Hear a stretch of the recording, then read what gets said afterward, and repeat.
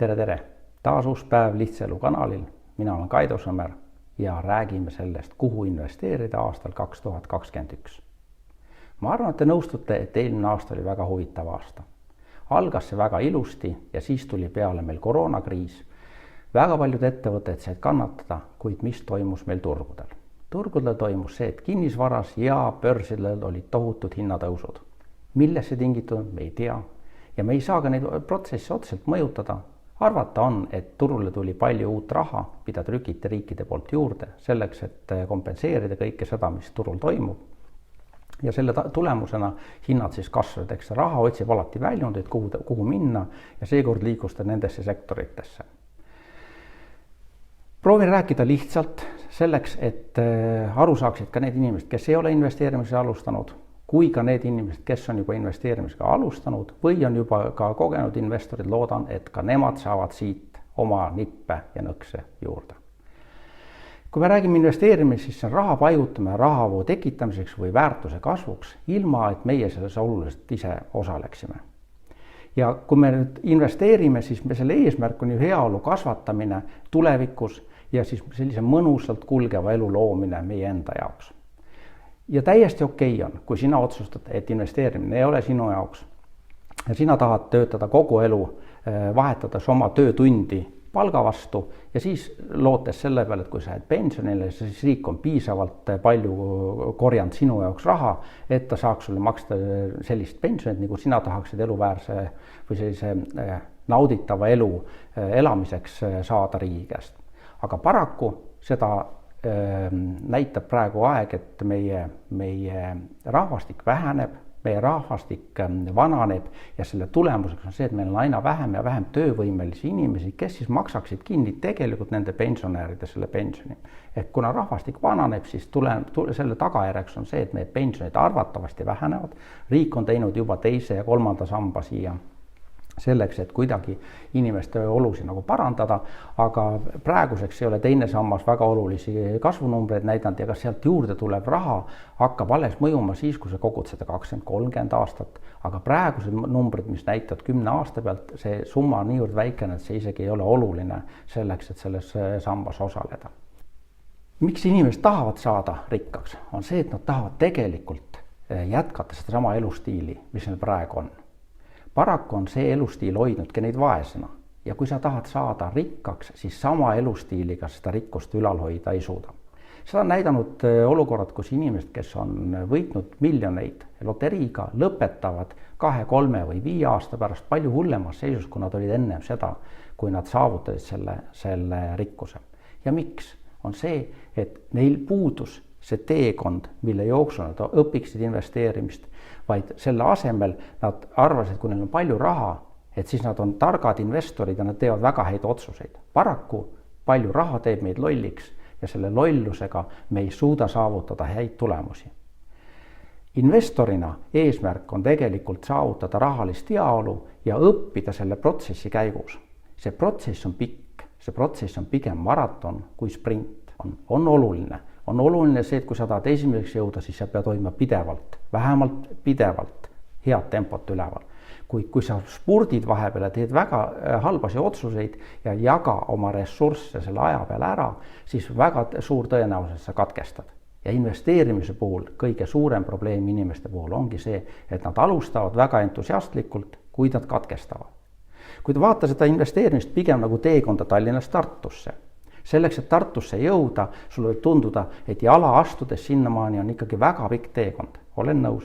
Aga kas sa hakkad tegema oma esimesi samme, sa ei saa jõuda Tartusse, kui sa ei tee oma esimesi samme. Ja sellepärast on väga oluline, et sa keskenduksid pigem sellele, et sa alustad täna, õpid seda ja vaatad, kuidas su ressursid ja kuidas sinu tervis vastu peavad kogu selle pikale teekonnale. Ja nüüd, kui me räägime investeerimist, mina ei räägi tegelikult ainult rahast, vaid ma räägin tegelikult ressursside haldamiseks. Ja selleks, et rääkida investeerimised ressursside kaudu, on meil 3 ressurssi, millele tegelikult tähelepanu peaks pöörama. Esimene ressurss on raha.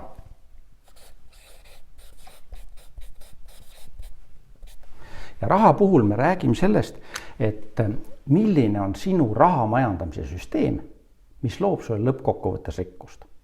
Esimene asi selles on see, et sa pead kulutama vähem, kui sa teenid ja siis investeerima seda ülejäänud osa, mis sealt kulude ja tulude vahelt üle jääb. Kuid me räägime teistpidi, mitte selles, et asi, mis jääb sul üle, vaid asi, mida sa peaksid tegelikult kõigepealt kõrvale panema, ongi sinu enda raha investeerimiseks. Ees raha, millise süsteemi sa lood oma rikkuse kasvatamiseks ja oma investeeringute haldamiseks. Ehk siis raha puhul ressurss ja millise süsteemi sa siia juurde lood. Järgmine on meil aeg.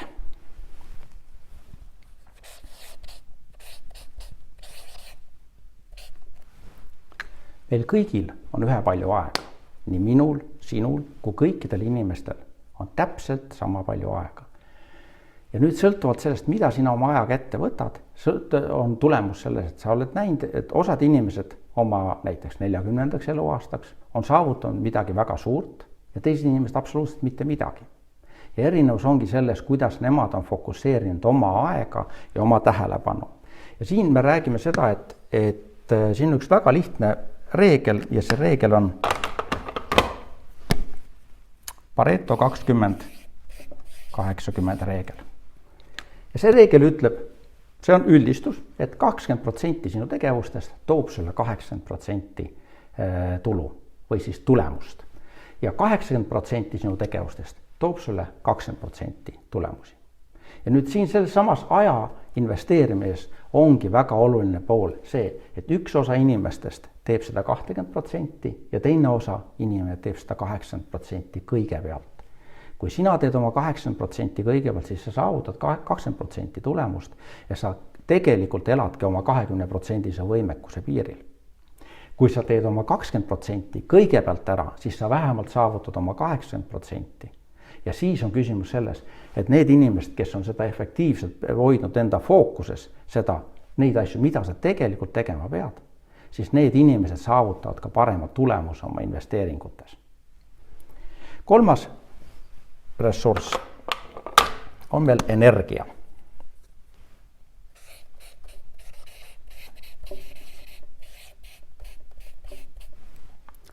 Ja energia puhul me peame vaatama seda, kuidas me suudame oma kehas energiat luua, kuidas me suudame seda energiat investeerida ja mis asju me hoiame fookuses. Ehk siis energia puhul on väga oluline see, millel on meie fookus. Kõik asjad, millele sina paned oma fookuse, hakkavad kasvama, hakkavad kuidagi võimenduvad ja saavad juurde energiat. Kõik asjad, millelt sa oma fookuse ära tõmbad, kahanevad ja tegelikult ei loo su elus lisandväärtust. Kui me vaatame nüüd aega, siis aja juhtimisel on üks väga hea reegel. See on see, et kui sa oled karm oma aja juhtimises, siis elu on sinu jaoks kerge. Kui sa oled laisk oma aja juhtimises, siis arvatavasti elu on sinu jaoks karm. Vaata, kuhu sa paned oma aega, kuhu sa paned oma energiat, kuhu sa paned oma fookuse. Nüüd on kaks asja väga olulist elus, raha ja aeg. Kui sina ei planeeri ära, kuhu läheb sinu raha ja kuhu läheb sinu aeg, siis keegi teine planeerib selle ära sinu eest ja arvatavasti see ei osale sinu rikkuse loomisel, vaid pigem tema rikkuse loomisel. Kui sa sellega oled nõus, see on sinu vaba tahe, sa võid seda teha. Kui sa sellega nõus ei ole, siis vaata üle oma ajakasutus ja vaata üle oma rahasüsteemid. Kuhu investeerida siis sel käesoleval aastal? Ma proovin panna tähtsuse järjekorras siia punktid ja esimene punkt, kuhu sa võiksid investeerida, on huvitav, kas te arvate ära selle või arva? Arvate ära.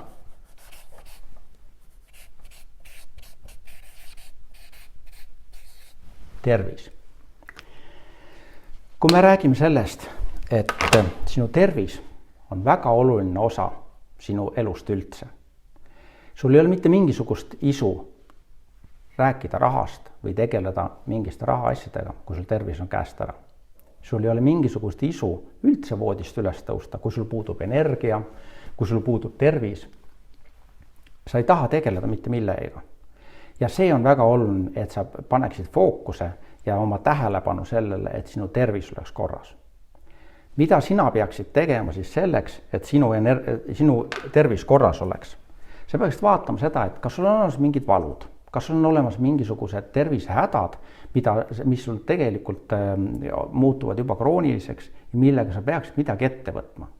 Selleks võta üks A4 paber, tõmbada joonega keskelt pooleks ja kirjuta vasakule poole paberile kõik oma terviseprobleemid. On need mingid nahahädad, on need mingisugused seedimisega probleemid, on need kuskil hammastega, silmadega, kõrvadega, millega iganes sinu tervises on probleemid, kirjuta need üles sinna.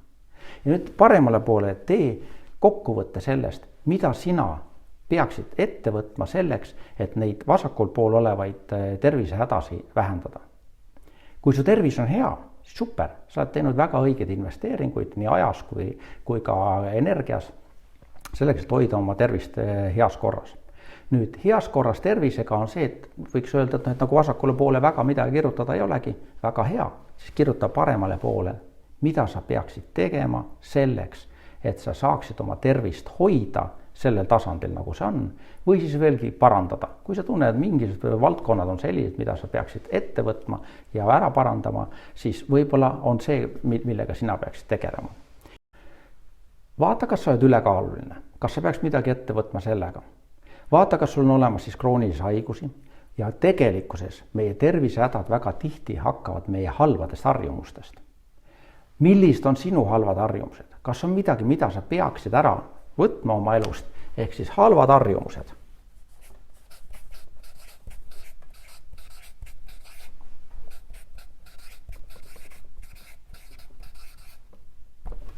Halvad harjumused. Millised on harjumused, millest sina peaksid loobuma?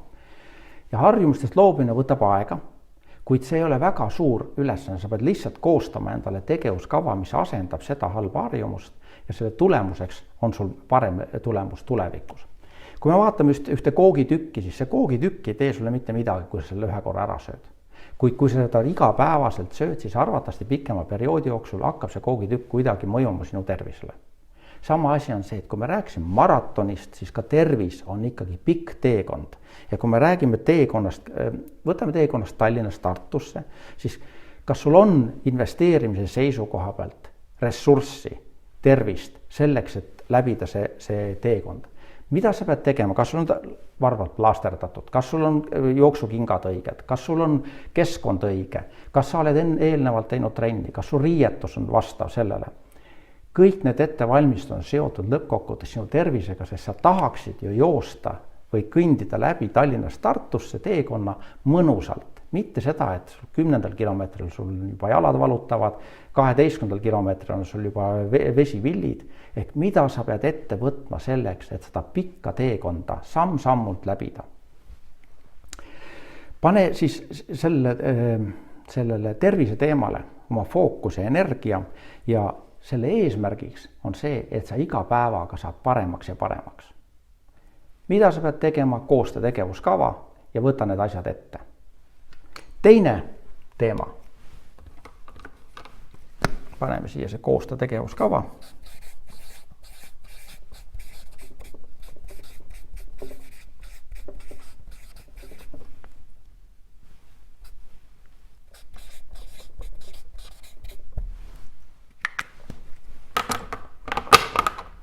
Kui tervis oli number 1 meie investeeringutest ja kõige olulisem nendes, siis järgmine investeering, millesse peaksid investeerima, on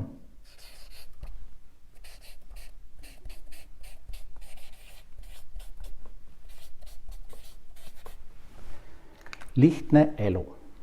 Mis on lihtne elu? See on täpselt see elu, mida sina elada tahad.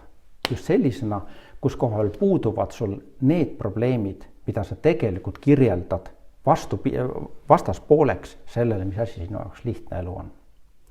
Kujuta ette, et sa istud sõpradega ilusas, mõnusas ruumis, vestlete ja siis tuleb sinna ruumi üks 100-kilone mees.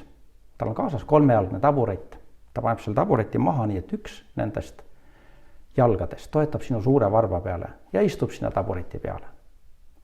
Ma ütlen sulle, et sa ei ole väga hea vestluskaaslane oma sõpradele sel hetkel, kui sul see 100-kilone mees istub sinu suure varba peal. Küsimus, millised on sinu 100-kilosed mehed? Millised need probleemid on sinu elus, mis võtavad sinu fookuse ja energia ära? See samas hetkes, kus sa istud oma sõpradega, su fookus ei ole mitte sinu sõprade peal, su fookus ei ole sinu elu paremaks muutmisel, vaid sinu fookus on sel hetkel ainult sel, kuidas saada lahti sellest 100-kilosest mehest. Aga väga tihti me talume neid 100-kiloseid ja võib-olla natuke kergemaid mehi enda varba peal väga pikka aega. Ja miks me seda teeme, on see, et see valu ei ole piisavalt suur, me harjume sellega ära. Milline on lihtne elu? Elu ise ongi lihtne. Lihtsalt meil on kalduvus see keeruliseks elada läbi nende emotsionaalsete blokeeringute, mis meil on. Nüüd, kuidas seda lihtsat elu siis elada? On see, et mida vähem on sul materiaalseid väärtusi või vähem asju, mida sa tegelikult ei vaja, vaid sa oled ostnud neid selle tõttu, et enda enesetunnet parandada või arvata seda, et see tõstab su väärtust kellegi teise silmis, siis mida vähem on sul emotsionaalseid reageeringuid, ehk eriti suured reageeringud tulevad niisugustest asjadest nagu viha, solvumine ja need emotsioonid ei lase sul tegelikult fokusseerida oma tähelepanu ja oma energiat nendele asjadele, mille sa tegelikult peaksid fokusseerima. Kui sa vaatad elu üldiselt, siis need asjad, mis meie jaoks on olulised, nendele me pöörame tähelepanu ja nendega me tegeleme. Need asjad, mis meie jaoks olulised on, me lükkame enda jaoks kõrvale. Aga kui sul istub see 100-kilone mees seal varba peal, siis sul ei ole aega ega fookust ega tähelepanu pöörata nendele asjadele, mis sinu jaoks olulised on, vaid sa tahaksid saada sellest mehest lahti. Ma arvan seda, et kõige suurem probleem selle lihtsa elu takistuses on see, et inimestel on madala enesehinnang. Madal enesehinnang on kõige suurem blokeerija selles, miks inimesed ei saavuta neid asju, mida nad tahaksid saavutada. Sest see tõmbab neid maha nendelt asjadelt, mille nad peaksid fokusseerima. Nad teevad imelikke asju selle tõttu, et nende oma hinnangut või oma eneseväärtust tõsta. Ja tegelikult kulged sa sellest pikast teekonnast Tallinnast Tartusse väga nigelas seisundis. Ja see seisund on selline, kus sa laperdad ühe ja teise asja vahel ja sa ei suuda tegelikult nautida seda teekonda, vaid su tähelepanu pöördub kogu aeg nendele asjadele, kuidas aga uuesti saada tagasi oma enda isiklikku väärtust. Selleks, et sina saaksid kulgeda sellel teekonnal hästi, vaata, millist on sinu 100-kilosed mehed. Kirjuta üles need emotsionaalsed,